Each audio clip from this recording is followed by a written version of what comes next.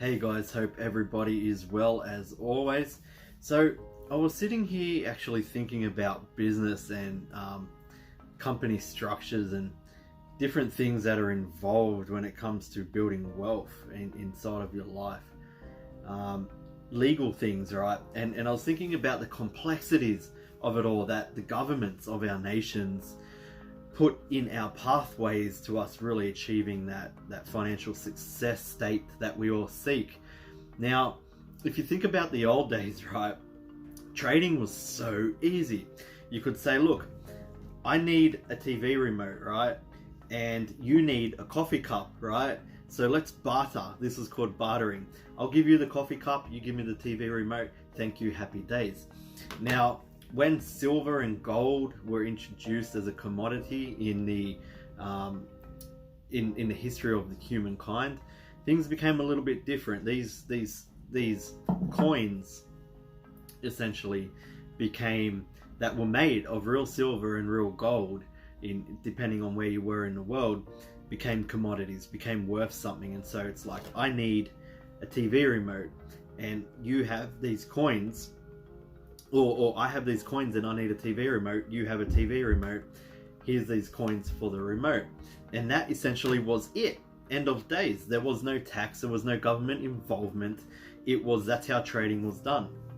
Now, in today's day and age, you really need, in your business, if you're earning a certain amount of money, this is extremely important, guys. If you're earning a certain amount of money, now I don't know where you are in the world.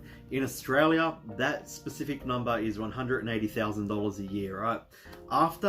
In Australia, after you earn $180,000 a year as a personal income, you're then charged 47 cents on the dollar in tax, right? So almost half of all your income from that point on is given to the government. Ridiculous. We never ever want to give the government half of our hard-earned income. So this is where it gets complicated.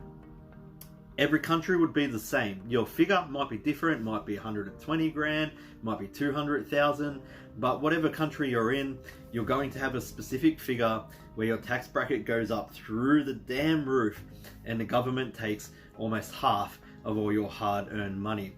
So this is where it comes into the point where you truly need, if you're earning that sort of money, you truly need a professional on your side, right? Maybe you're an entrepreneur, a solopreneur, right? And you don't have a physical office with physical people employed. You can outsource these things. You can outsource chief financial officers today that work round the clock on your finances.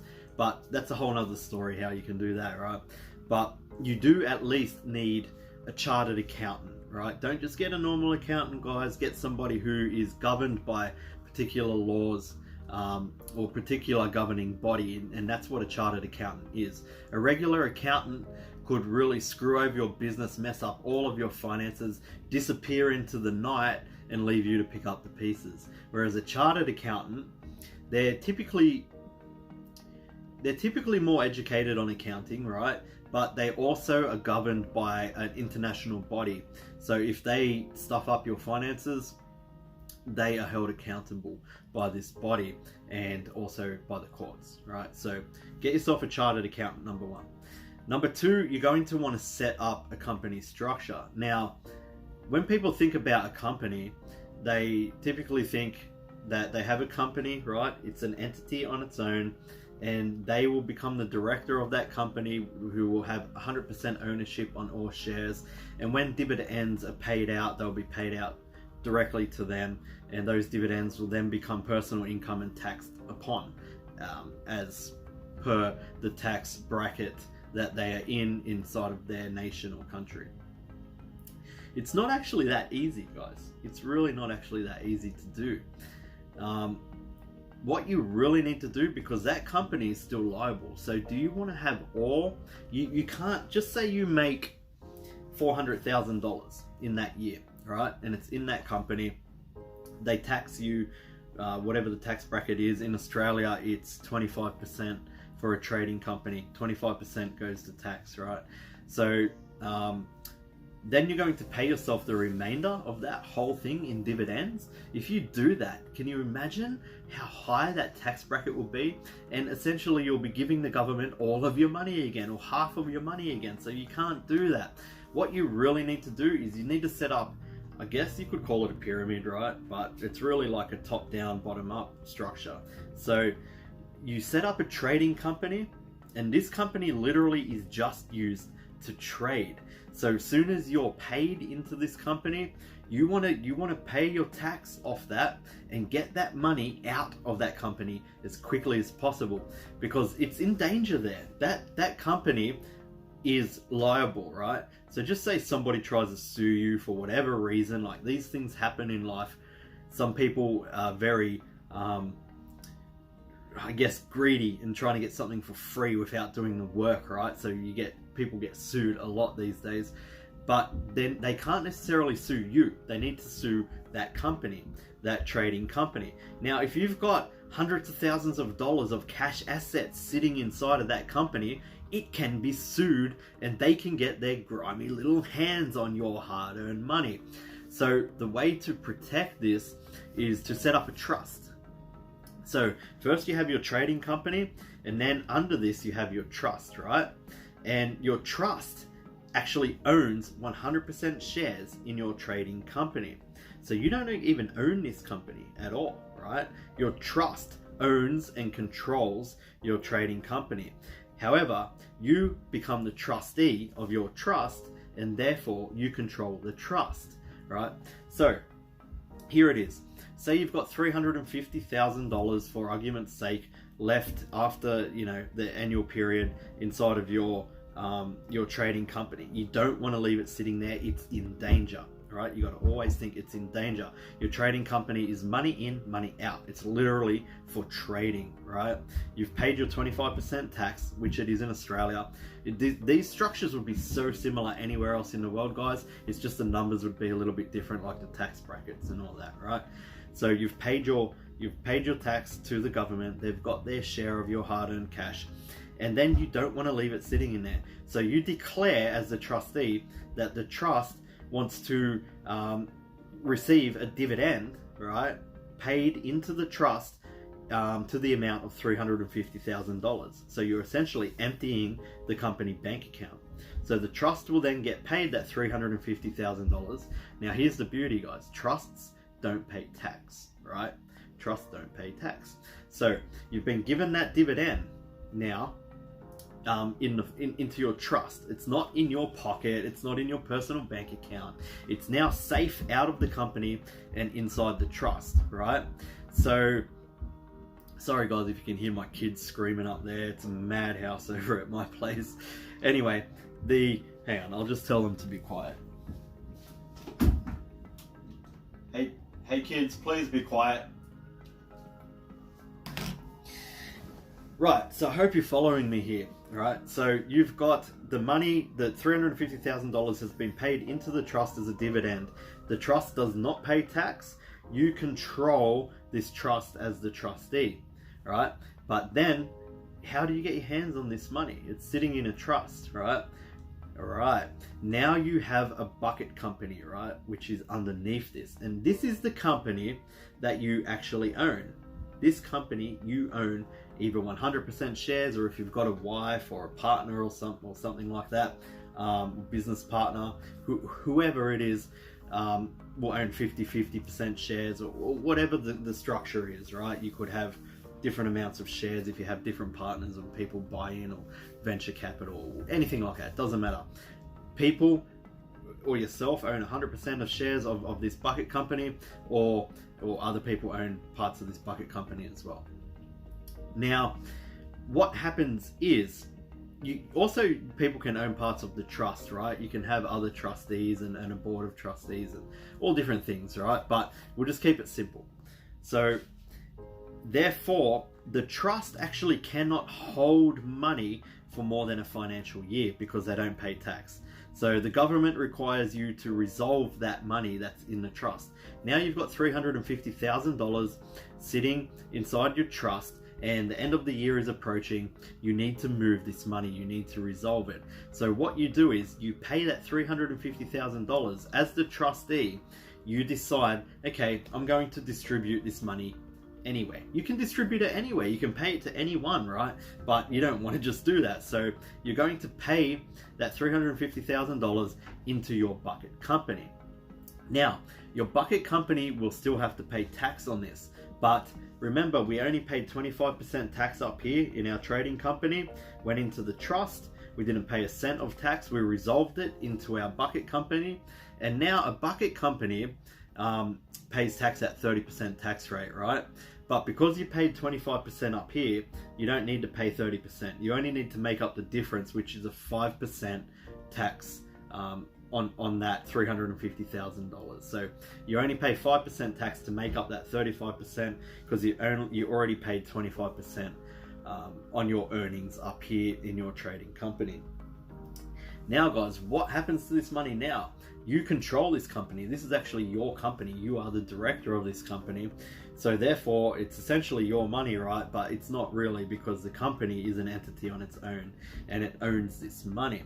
But it's safe now, right? It's no longer up here where if somebody tried to sue your trading company, there's no money. There's no assets in this company. It's already been moved out into your bucket company, and there's nothing that can be done to you, right? So it's a very, very, very good protection. Where am I? Okay, so it is very complex, guys, but I'm just giving you the gist of it so you understand what's involved when you get to a larger amount of money inside of your respective businesses, right? So now this becomes a cash asset holding company, right? So you can leave that cash in there until you're retired, right? You can leave it in there for 50 years. You can leave it in there for as long as you want. And then when you're retired, you can actually draw on it on top of your super.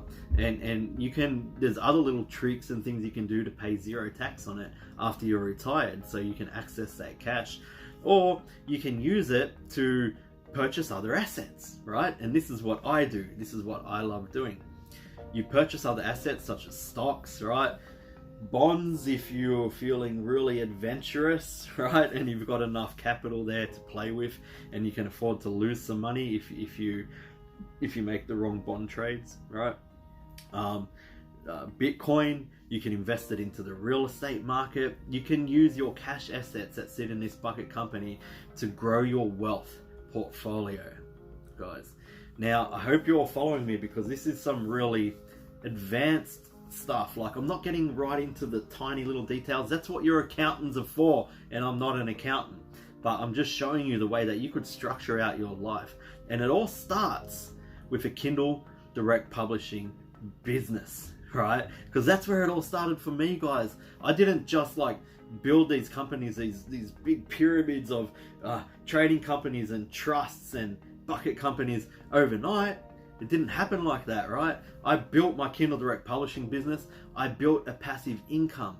Once I had this passive income, I realized, I'm sitting here paying all this tax, this income tax on this passive income.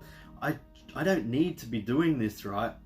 Once I got to a certain point of income, and I realized I wanted to reinvest this income in a way where I could really capitalize on paying the least possible tax, right? Because that's what it's about at the end of the day. The government, they're semi-good for building roads and keeping order and things like that. But think about it, guys. Think about this for a moment. The government takes 25% tax from every single company operating in this country. That's why there's no individual person on the planet that could ever be richer than a government, because they've got their fingers in every single business. So they don't need your money, essentially, right, guys? So what you want to do is legally reduce your tax as much as possible. Anyway, getting back to the point, it all starts with a Kindle direct publishing business. You will build your passive income, right? And this might seem so far away from you at the moment, but truly it's not, guys, because I was there once too. I was there making $20, $30 a month with Kindle direct publishing, and this this sticking to it and using the right system is what led to all of this, the way that I have my life, my business, my assets structured today. So I wanted to talk to you guys a little bit more about what happens at the end. Where the light is in the tunnel is where I sit right now inside of my business life and inside of my personal life, because you got a good business life if your assets column is full of really good investments, right? And you have your money structured the right way, you have a fantastic personal life too, because everybody has money problems until they don't, right? That's the biggest saying that I have.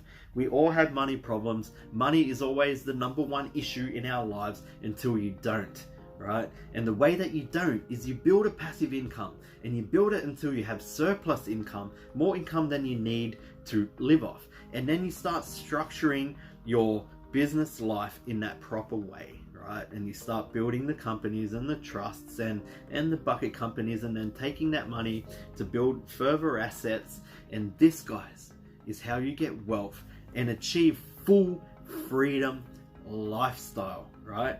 Freedom businesses. Remember, I talk about this. Now, you don't necessarily have to go through all this. If your ambition is just to make $100,000 a year of Kindle Direct Publishing, you'll pay your income tax on it, no problem, and happy days, and you can retire on that passive income. Fantastic. You can do that. You can do that too. Keep yourself as a sole trader, or whatever it may be called in your country. It's most likely a sole trader. And just do it that way. But if you have bigger ambitions, if you really want to build a better life and make investments and leave real legacy to your family, to your children, this is the way you set it up, guys. Anyway, I'm sure I just exploded your minds with that video. I know it's a lot to take in, but if you're interested in it, definitely get some advice from an accountant about this, right? Because now you have a really good idea of the overall structure of how it works when you truly want to accumulate wealth and use your Kindle Direct Publishing business as a stepping stone, or a springboard. Really, it's a springboard into that life that you can really create if you use Kindle Direct Publishing the right way. So guys, I actually have a program called the KDP Permanent Cash Flow Program. You probably all know about this program, but if you don't, it's essentially the way that I use public domain books to start off and really create a passive income, where I do over $100,000 a year, typically around $120,000 to $130,000 a year in passive income with Kindle Direct Publishing, which, guys, puts me in the top income bracket, top 6% income bracket in my country, Australia, right? But I have other income assets as well. That's just Kindle Direct Publishing. Now, if you want my help to get you to the point where I am inside my Kindle Direct Publishing business, to get you to the point where you're able to build a structure like this and create other passive income assets in your life, to really, use Kindle Direct Publishing as a springboard, then I'm happy to do so. So guys, just comment me below and I'll get in touch with you, and we can talk about how you can get inside of the KDP Permanent Cash Flow Program. Anyway, guys, I hope that you got some fantastic value out of this today, and I know it's a mind-blowing type of thing when it comes to tax and building wealth and companies and government involvement. It's always this complicated because the governments are involved, guys, at the end of the day. That's why so many people like me who are in business, we want less government involvement and more control by actual companies and people, because companies are people. People look at companies like, oh, these big bad corporations. No, they're run by people, right? They might be run by people 3 levels down, and we have to build all these protections into our companies because of government involvement, right? Otherwise, it would be much easier. Anyway, guys, have yourself a good day. And if you have any questions, comment them below as well. All right, see you later.